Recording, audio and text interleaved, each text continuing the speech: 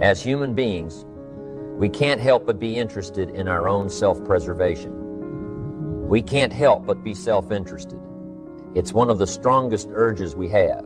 Interested in our preservation, interested in our development, interested in our success. Certainly nothing wrong with self-interest. Clue, self-interest must be enlightened as to what truly serves us best.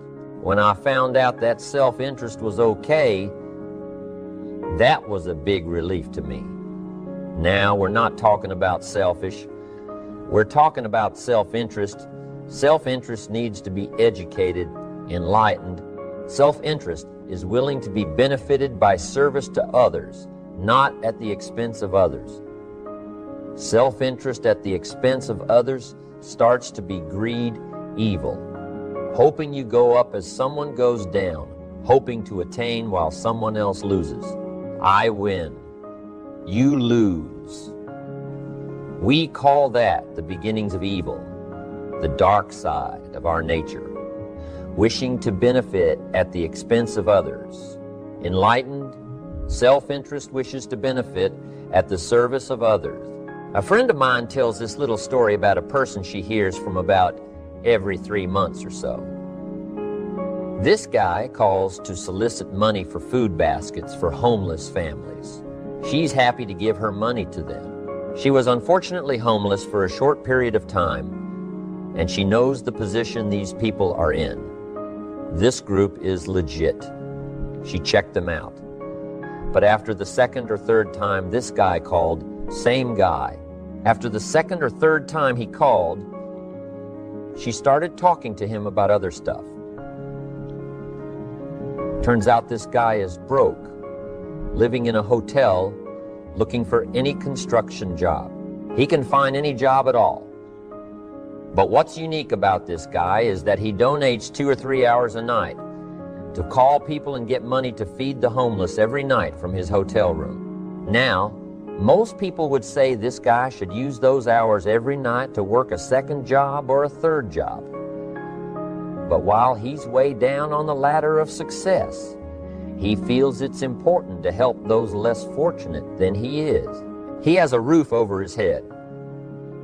He makes enough to feed himself. And my friend says that every time she talks to this guy, every 2 or 3 months, he's doing better.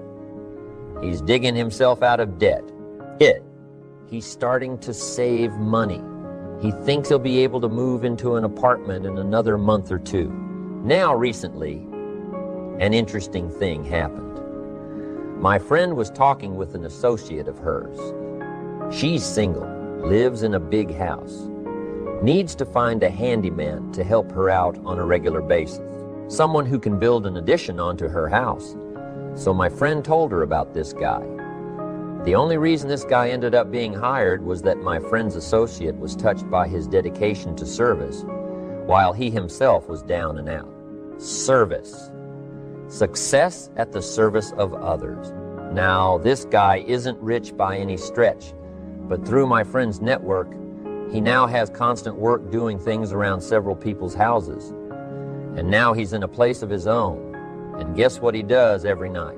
He's still making phone calls to get money to feed the homeless. What great character this man has. Enlightened self-interest leads to wealth. Self-preservation leads to poverty. Somebody says, well, I can't be concerned about other people. I have to pay attention to myself. Well, then you'll always have to. Somebody says, I can't be concerned about other people's bills. I've got enough worries trying to pay my own. Well, then you'll have to worry about them for the rest of your life. The best way to get that monkey off your back is to turn your attention around. Once I understood some of this stuff, I'm telling you, it revolutionized my whole life. Now, self-interest is okay, yes. But here's what self-interest must be. If you truly want to be happy, it must be enlightened. It says, don't keep your attention on yourself. If you want your life to work out well, turn your attention to others in your own self-interest. Be enlightened. Truly act in your own self-interest. by making an investment in service to others. Next, if you wish to receive. Now, there's nothing wrong with wishing to receive. It's part of self-interest. But here's the enlightened part. If you wish to receive, you must give. Some people say, if you give, it's gone. No, no, not if you're educated. If you're stupid, yes, it's gone. But if you're enlightened, chances are if you give, you've invested. And what do we expect an investment to do? Return. Earn. Get back what you put out. No, we expect it to return. Multiplied, bigger, greater, better. My father taught me way back, son. Always do more than what you get paid for. Now, some individuals might argue with that. They'd say, no, you're going to mess up the whole program. I know they're wrong. In my own self-interest, I did what my father taught me to always do more than I got paid for. Why? To make an investment in my future. Do more than you get paid for to make an investment in your future, and it's paid off for me. If you're wanting that big promotion, are you going to go up to your boss and say, just give it to me? I'll work harder if you just give me that promotion. No, it doesn't work that way. You've got to do more in your current position so that you get noticed, so you stand out from everybody else. So the boss says, hey, we've got this position opening up, and I think we should give it to Nancy. She does so much more than we expect. Just imagine what she'll do if we give her this promotion. You've got to do more than you're paid for. You've got to. It's an investment in your future. It's one thing to make a sale. I'm telling you, if you make a sale, you'll make a living. If you go beyond making the sale and serve people by keeping in touch, calling them before they call you, writing a thank you note, sales will lead to multiple sales. You can make a fortune if the customer is well taken care of. People who are well taken care of will open doors you can't get through by yourself. All of us have found ways to make a living. What got interesting for me early on was to figure out ways to make a fortune. You'd say, well, Mr. Rohn, how would I deserve to make a fortune? It's easy. Render fortunes of service. People will do things you cannot believe. For people who give them good service, here's one of the greatest gifts you can give anybody, the gift of attention. In return, they will do extraordinary things for your career. Take you by the hand and lead you to more people than you could meet by yourself. Always do more than you get paid for. Bonds to deserve, not need. Life was not designed to give us what we need. Life was designed to give us what we deserve. What we deserve. Once you understand that little life principle in your own self-interest, I'm telling you, it's life-changing. The ancient law does not. Go like this if you need, you will reap. No, it doesn't work that way. A lot of people out there are hoping it works that way, but no, it doesn't. The ancient law goes like this: if you plant, you will reap. If you sow, you will reap. Somebody says, well, I really need to reap. Well, then, you really need to plant it in your own self-interest. Your own self-interest needs to be educated in how to plant, how to do it, so everybody wins. Because life doesn't respond to need. You can't go to the soil and say, I need a crop. The soil just smiles at you, and here's what the soil says: don't bring me your need. Bring me some seed. Bring me some effort. Bring me some discipline. Bring me some interest. Bring me some service. Bring me these things, and I'll return to you. Multiplied by 2 times, 5 times, 10 times. You can't come with need. You've got to come with seed. You've got to come with willingness. You've got to come with skills. You've got to be willing to learn, willing to change, willing to grow, willing to put yourself out, willing to stand up to the bad weather, willing to pull out the weeds, willing to nurture. That's the only way you get a return. Once you understand these principles, self-interest now truly becomes an exciting challenge, making sure everybody wins. Enlightened self-interest makes sure that everybody wins. Now here's another one. If you want to find, you must search. And if you search, you will find. In order to find, you must search. You must go to church. You must go to the seminar. You must go to the library. You've got to go to the bookstore. You've got to go to the class. You've got to go to the training. You've got to go searching. Why? If you search, you will find. You'll find ideas. You'll find inspiration. You'll find hope. You'll find contacts. But you've got to be out there on the search, on the look. Life reserves its treasures for those who deserve it, not those who need it. Enlightened self-interest. Giving so that you will receive. Searching so that you will find. Making sure that everybody wins all the way around. Enlightened self-interest needs to be educated. Enlightened self-interest says, I will learn that life is not just the passing of time. I will learn that life is the collection of experiences, ups and downs, highs and lows, laughter and tears. You must decide to act. You must have the discipline to act. Now, here's what's important about discipline. One discipline affects another discipline.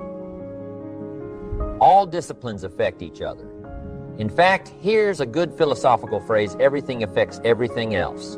Nothing stands alone. Don't be naive and say this doesn't matter. Of course it matters. It all matters. Some things may matter more than others, but everything matters. If you'd rather sleep in than go for a walk around the neighborhood, pretty soon it will matter. If you'd rather spend your money instead of saving it, pretty soon it will matter. If you'd rather put off a letter to an old friend instead of corresponding regularly, pretty soon it will matter. If you'd rather work late every night instead of going home and spending time with your family, pretty soon it will matter. It all matters. Every letdown affects the rest. If you won't walk around the block, you probably won't eat right. And you probably won't buy the books, and you probably won't attend the seminars, and you probably won't spend your money wisely. And after years of this, it all adds up. So the key to reversing this process is to start picking up the disciplines. It does matter. It all matters. Now here's the positive side. Every new discipline affects the rest. Every new discipline makes a difference.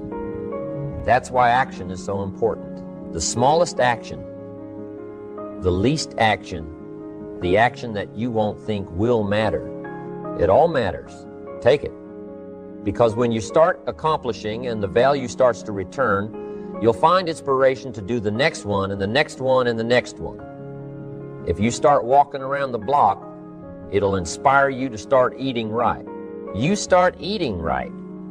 It'll inspire you to get a book. You get a book, and it'll inspire you to get a journal. You get a journal, and it'll inspire you to develop some skills. Disciplines affect each other. Lack affects the rest of your life. The key is to diminish the lack. One of our greatest temptations is to just ease up a bit, to do just a little bit less than you're capable of, to take a little break. Somebody says it'll just affect my sales. No, it'll affect your consciousness. It'll affect your philosophies. It'll affect your home life. It'll affect everything. No, you can't ease up a bit. That's what vacations are for. When you're at work, work. When you're on vacation, rest. Wherever you are, be there. If you think about vacation when you're at work, you'll surely think about work. When you're on vacation, you'll just mess it all up. So be disciplined. Get involved. Do all that it takes to get the job done. Get your health back. Get your bank account where it's supposed to be. Get your family in order. Get disciplined. Be disciplined every day. When you set up the disciplines that give your life structure, miracles can happen, multiplied. And I'm telling you, anybody who wants to make a drastic change in their income can do it. I was broke at age 25 and a millionaire at age 31. Everything around me was the same. I changed. I refined my philosophy. I read the books, I took the classes, started looking at life a little differently. I'm telling you, it works. Now there are 6 principles of building ambition that we will discuss as we go through this program. These principles work together, creating and directing energy, directing your energy toward achievement, directing your energy toward self-expression. Right now, we'll touch on the 6 principles in definition only. And later in the program, we'll get into each one separately. Here they are, the 6 principles of building ambition. Number 1, positive self-direction. Knowing who you are and where you want to go. Accumulating the knowledge and being prepared for opportunities that come your way. Number 2, self-reliance. Taking responsibility for your own life. Taking responsibility for whatever happens to you. Knowing that you have made the conscious decisions that are now affecting your life. That what's happening in your life is the direct result of your activity counting on you. Number 3, self-discipline ambition at the daily level. Knowing that you can reach your goals one step at a time, one day at a time, one activity at a time, and doing everything it takes to get there every day. Number 4, self-enterprise. Consistently being able to create opportunity and consistently being able to take advantage. Advantage of it. Being aware enough to see it, skilled enough to make it work for you. Number 5, working with others. We must make ourselves stronger. To benefit us all, we must succeed at the service of others. Learning how to take your skills, enterprise, reliance, and direction to the table to create true success. And the 6th principle of building ambition is self-appreciation. Appreciate your accomplishments. Appreciate your potential, knowing that in one day you completed all you set out to do. Fueling your ambition by fueling your appreciation of yourself. Each of these principles, when activated correctly, help develop your ambition. Your eager desire to get more out of life, to gain wealth, to gain prosperity, to have a better family, to build a better business. All of these principles work together in creating and directing energy toward achievement and self-expression.